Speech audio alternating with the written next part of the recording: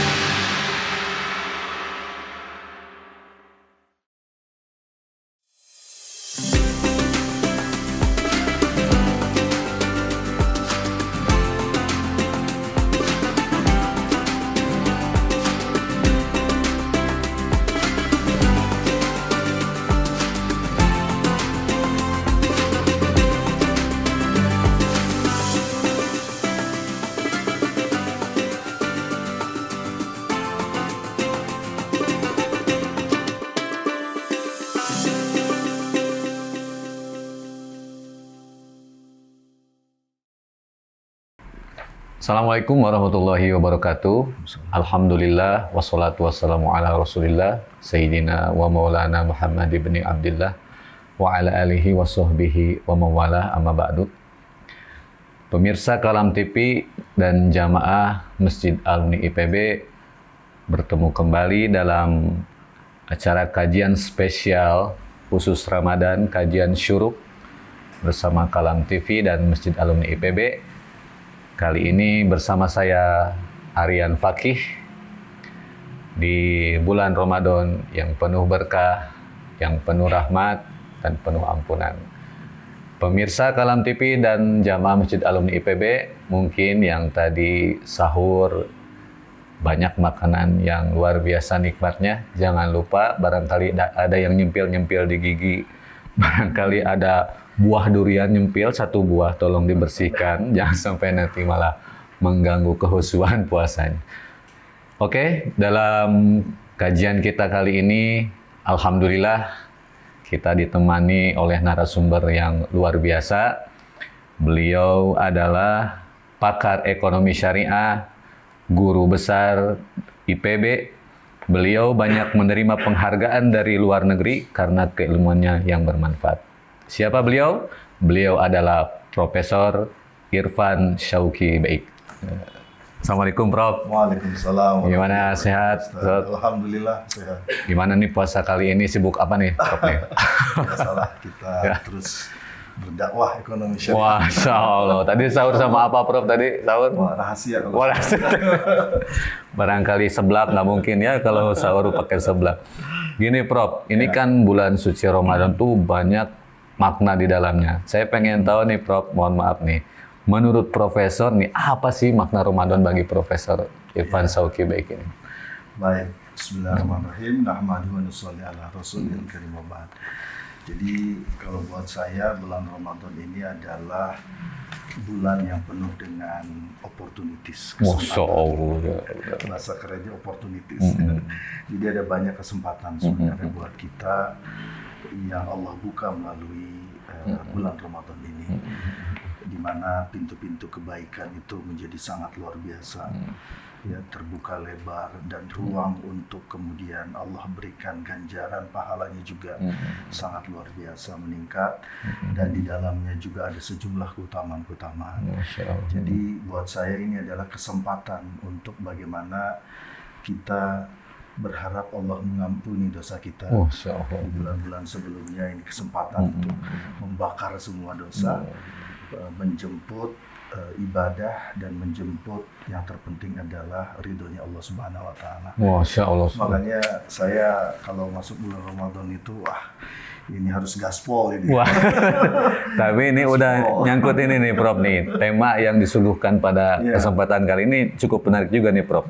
Antara ibadah dan godaan riba konsumtif. Nah ini saya dapat data dari BPS nih Prof.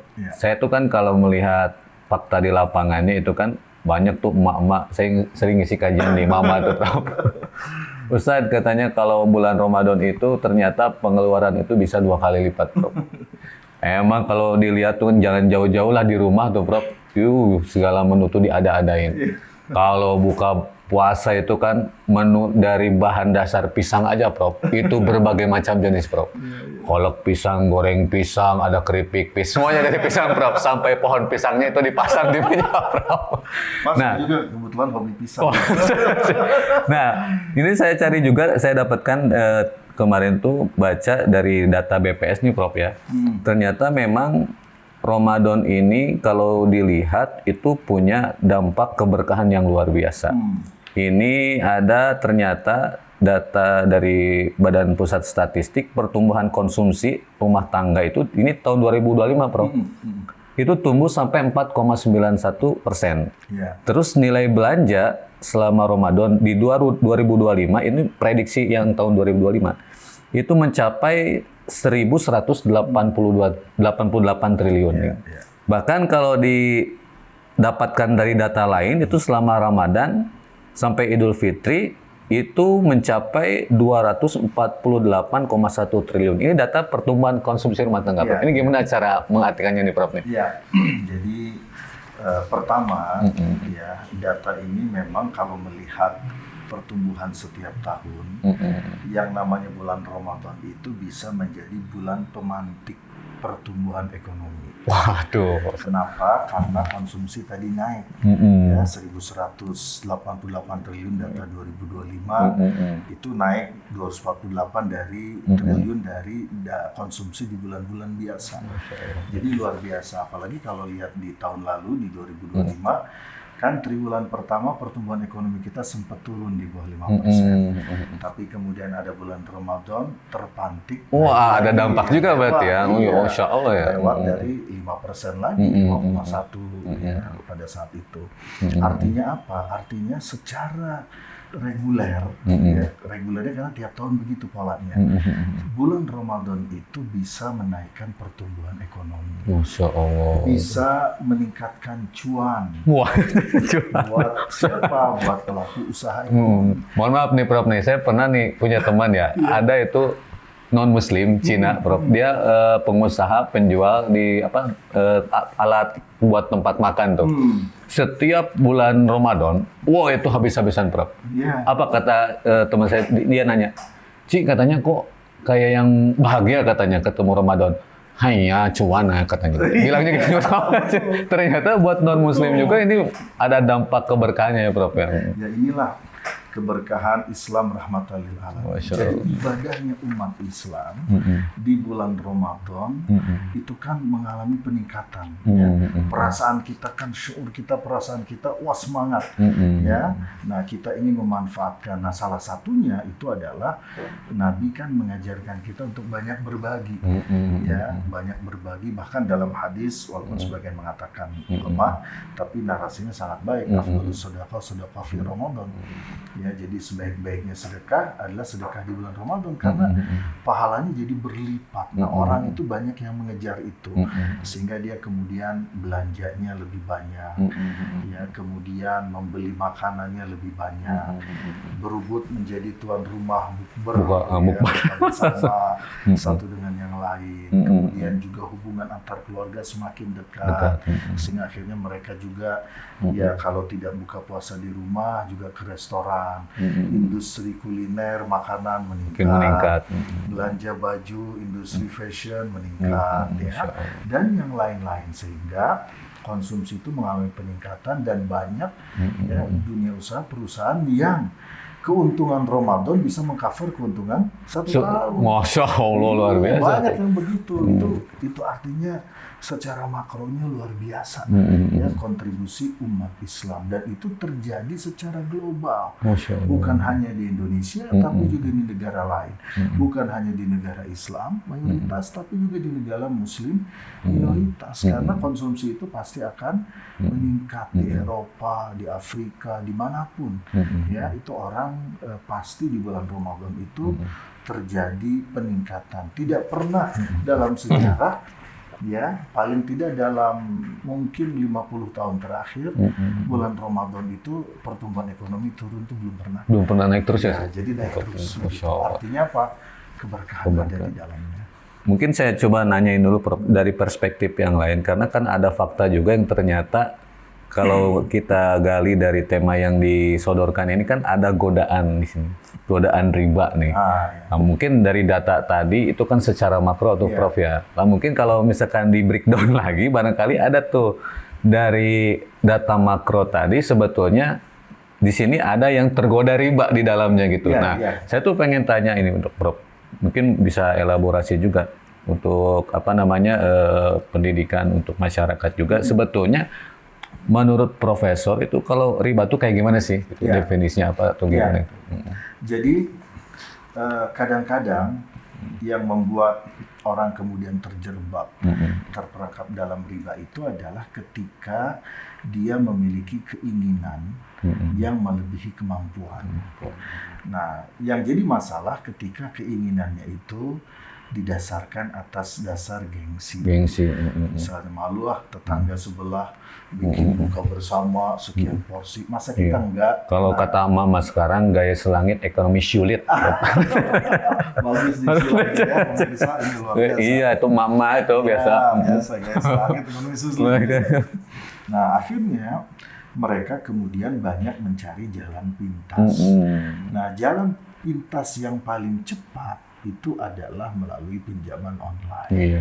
Nah, sementara pinjaman online itu ada yang ilegal, ada yang legal. Kalau legal sih nggak terlalu masalah, walaupun ada beberapa masalah, tapi yang parah itu adalah yang ilegal, karena jumlahnya banyak. Sudah lebih dari 10.000 provider pinjaman online ilegal yang ditutup oleh OJK. Nah, bagaimana caranya? Ya, mereka menawari mengiming-imingi, ya, dengan memberikan pinjaman dengan bunga. Nah, masalahnya banyak di antara emak-emak, di antara masyarakat kita yang belum paham bunganya, ya, bahwa bunga itu sama dengan riba. Nah, riba itu ada dua. Ada riba yang kaitan dengan produk, barang, itu namanya riba al-fadl, pengharamannya di hadis, ya. Ada 6 barang ribawi item, antara lain emas, perak. Jadi kalau tukar menukar emas, nah itu harus on the spot, jumlah yang sama. Nah, yang kedua, nah ini yang paling parah, yaitu adalah riba keuangan, riba an-nasiyah. Nah, riba keuangan ini itu adanya di dalam Al-Quran. Nah, di dalam Al-Quran Allah menurunkan 4 tahap ayat terkait dengan larangan riba ini, ya, yang kaitannya dengan financial riba, bahasa kerennya begitu. Nah, apa ayat 4 tahap ini? Yang pertama adalah Allah membandingkan antara riba dengan zakat. Jadi yang diubah itu cara berpikirnya dulu. Kalau riba punya duit 1 juta, kasih pinjam ke orang, kenain 10%, dapat untung 100.000. Seolah-olah hartanya nambah kan? Dari 1 juta jadi 1,1 juta. Tapi kata Allah itu enggak.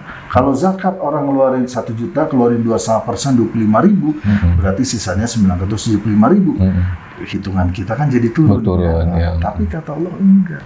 Nah, itu ada di dalam Al-Quran surat Ar-Rum ayat 39. Kalau Ar-Rum kan yang ngetop ayat 21. Mohon doa restu. Surat undangan. Surat undangan pernikahan. Nah, di Ar-Rum 39 ini Allah membandingkan riba dengan zakat. Kata Allah, ma'ataitum mir riba liyarbu fi amwalin nasi fala yarbu indallah wa ma'ataitum min zakatin turiduna wajhallah faulaika humul mudhifun. Jadi riba seolah-olah nambah harta, kata Allah enggak. Zakat seolah-olah mengurangi harta, kata Allah justru akan melipat gandakan. Nah, termasuk nanti efek ekonomi. Ternyata dengan berbagi, ekonomi bisa tumbuh. Karena dari zakat nanti dikasih untuk modal usaha mustahik. Nah, jadi sisi produksinya naik, keuntungan naik. Nah, berarti mustahiknya bisa naik kelas. Kalau dari sisi daya beli, ada mustahik nggak bisa makan, kita kasih zakatnya. Dengan uang zakat, mereka bisa punya daya beli, bisa beli makanan, bisa beli minuman.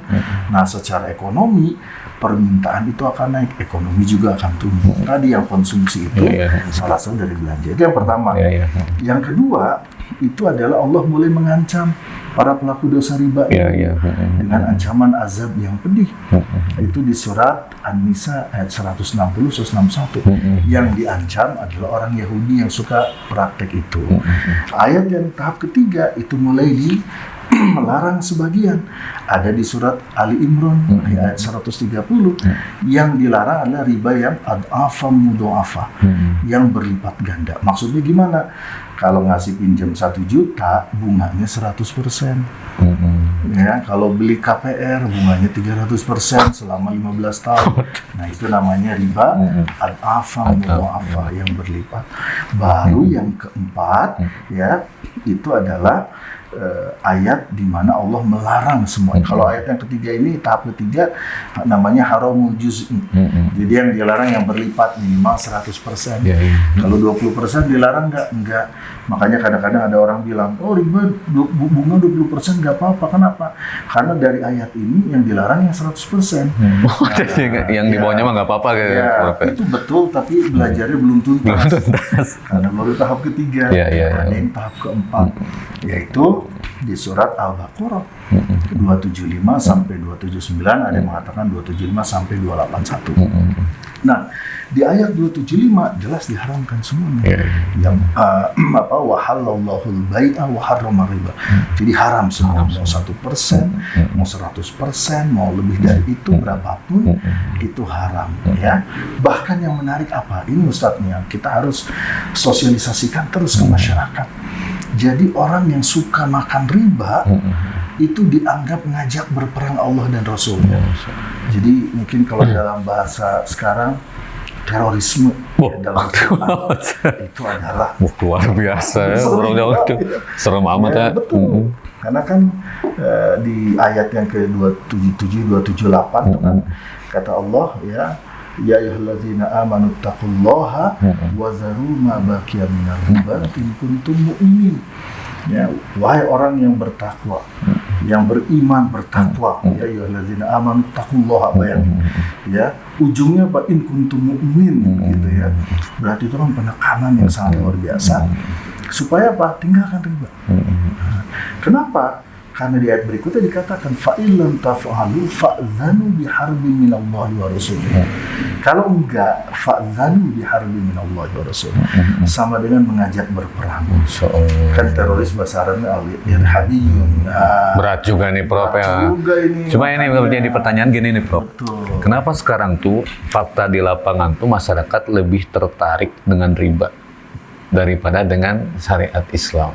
Nah, ini kan tadi kalau saya perhatikan penjelasan dari Prof itu kan lebih kepada sebetulnya kondisi orang-orang yang memang sudah menerima, sudah terhadap Islam tuh meyakini dengan keimanannya. Tapi kan kadang-kadang kalau melihat fakta di lapangan tuh masyarakat tuh kadar iman tuh masing-masing nih, Prof. Nah, saya tuh coba apa yang bisa Prof yakinkan kepada jamaah Kalam TV dan jamaah Masjid Alumni IPB agar mereka tuh memang ternyata syariat Islam itu lebih secara realnya menguntungkan, terus membantu, menolong secara kesejahteraan.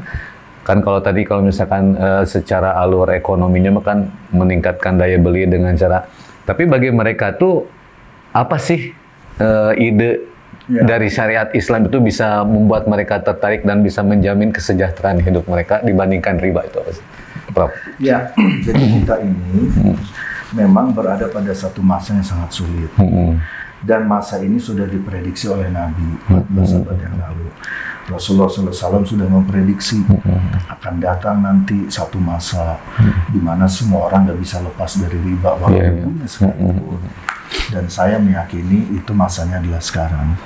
Karena bagaimanapun kita tidak bisa lepas hari ini dari riba sepenuhnya. Nah, sehingga yang nanti dituntut adalah apa upaya kita. Makanya di situ ada konsep namanya at-tajarrud, pentahapan dalam dakwah ekonomi syariah. Pentahapan itu yang penting pertama kita mulai punya keyakinan. Yakin dulu bahwa riba atau bunga itu memang nggak akan membawa keberkahan. Secara itikad dulu, keyakinan harus punya dulu ya. Harus punya. Bahwa realitasnya ada hal-hal yang kita belum bisa ubah, nah itu babnya yang lain. Ya. Nah, karena saya melihat secara global ya ada wilayah-wilayah yang memang dia sudah tidak ada alasan untuk tidak menggunakan institusi keuangan syariah, tapi ada wilayah-wilayah seperti di Indonesia yang kita belum sepenuhnya memang bisa lepas dari sistem keuangan riba ini. Nah, karena itulah yang perlu dilakukan adalah tadi tahapan-tahapan apa yang sudah kita lakukan. Nah, saya melihat yang paling fundamental itu ada tiga. Ya. Pertama, kita perlu terus mendakwahkan, mensyiarkan, kemudian mensosialisasikan, meyakinkan emak-emak. Keluarga paling penting emak-emak. Apalagi mama garis keras ya, Prof. Betul, mama garis kerasnya harus diedukasi. Diedukasi terus. Nah, jadi mereka harus diedukasi bahwa kita coba yuk mulai bertahap berpindah ke syariah. Jadi kita mulailah bertahap. Ya kalaupun misalnya rekeningnya semuanya konven, bukalah satu rekening syariah. Nah begitu ya.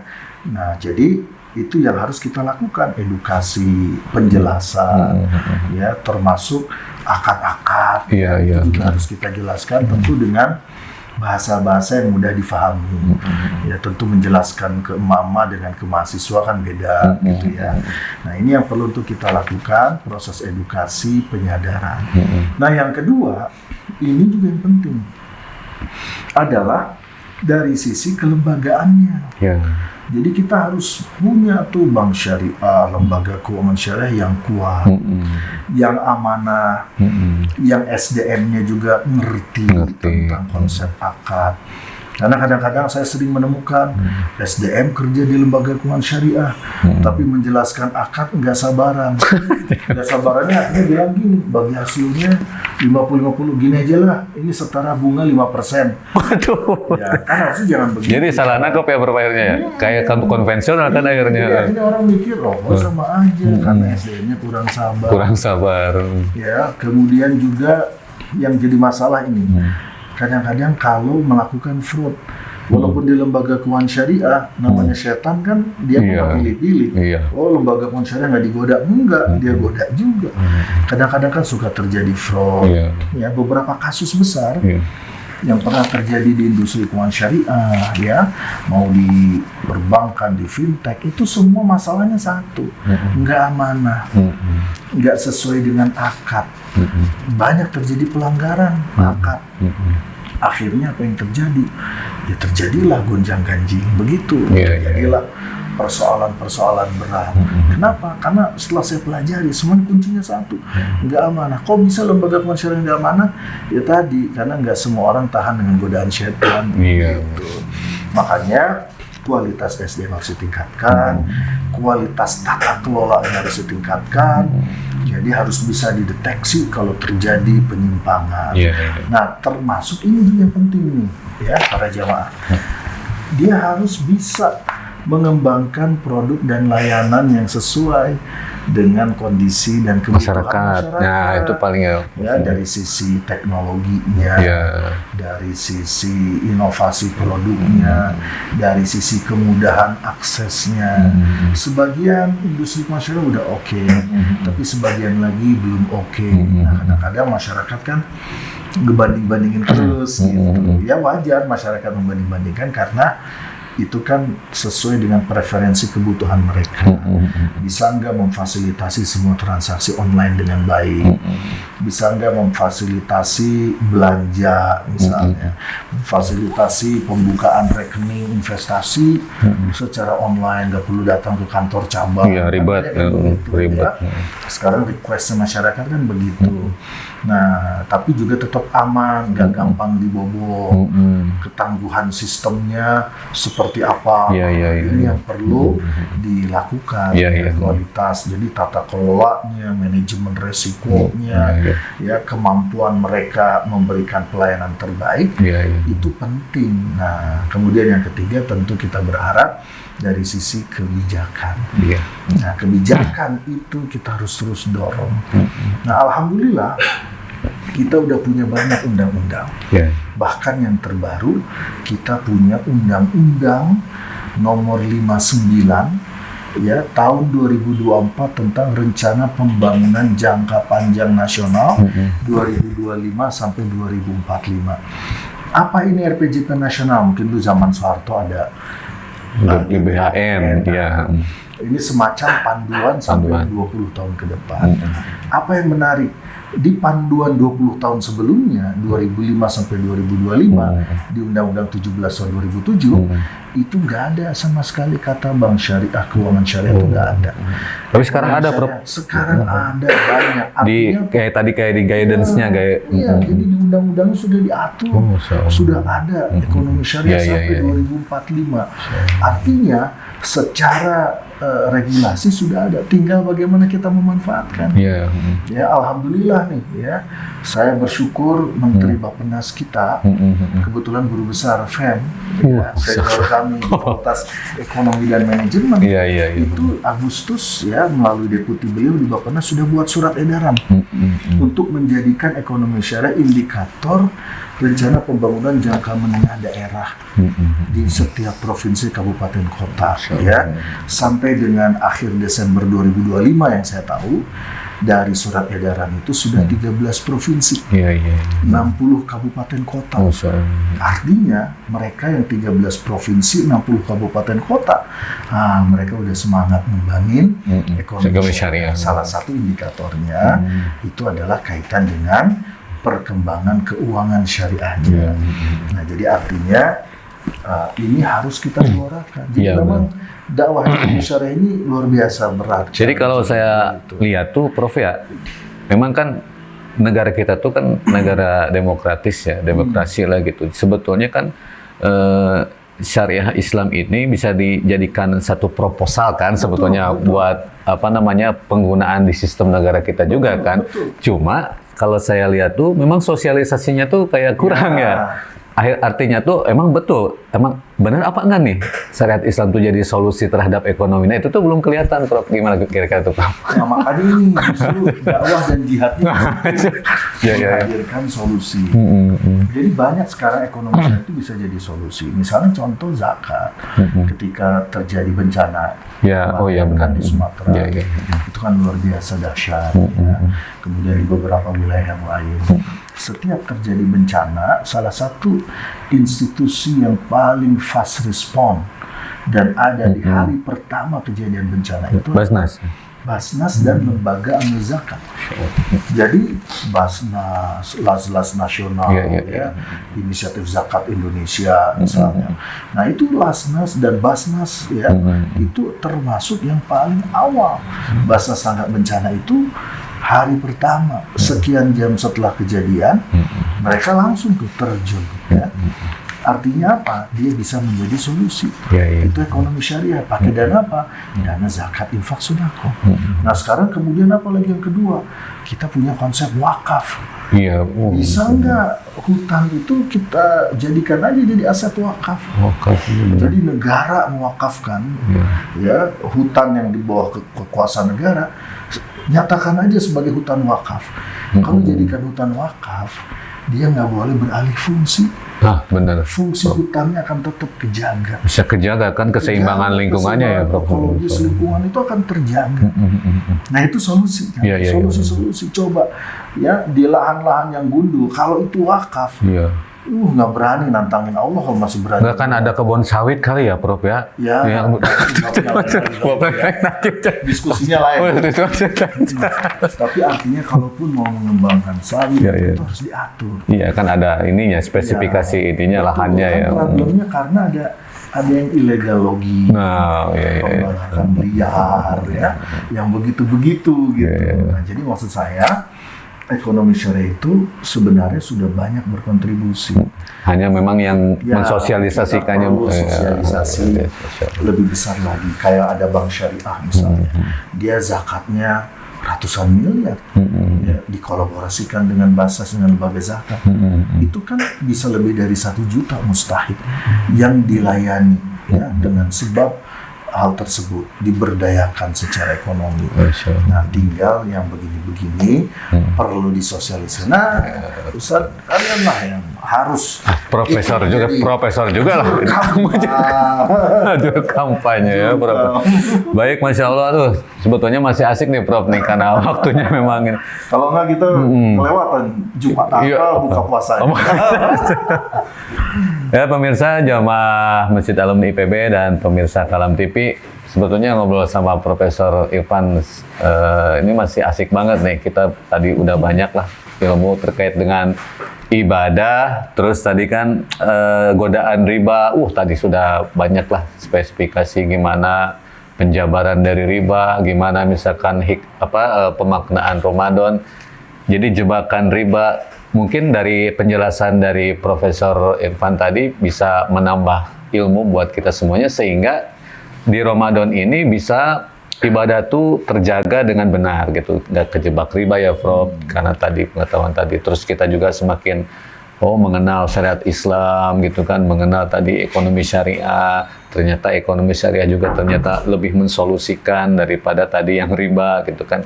Ini salah satu langkah awal. Sebetulnya kita pengen ngobrol panjang lagi nih, Prof, karena waktunya udah nggak memungkinkan. Baik pemirsa, terima kasih Profesor Irfan. Mudah-mudahan ilmunya terus diberkahi oleh Allah. Profesor disehatkan sama Allah. Amin ya Allah. Baik pemirsa Kalam TV dan jamaah Masjid Alumni IPB, mungkin untuk kajian kita di pagi hari ini, di syuruk kali ini, dicukupkan sekian dulu. Tapi jangan lewatkan, ikuti terus kajian podcast spesial syuruk Ramadan bersama Kalam TV dan Masjid Alumni IPB untuk episode yang berikutnya. Kita akan bertemu kembali nanti dengan Profesor Irfan Sauki Beik dan mungkin dengan saya pula. Tunggu episode berikutnya, ikuti terus podcast kajian spesial Ramadan bersama Kalam TV dan Masjid Alumni IPB. Assalamualaikum warahmatullahi wabarakatuh.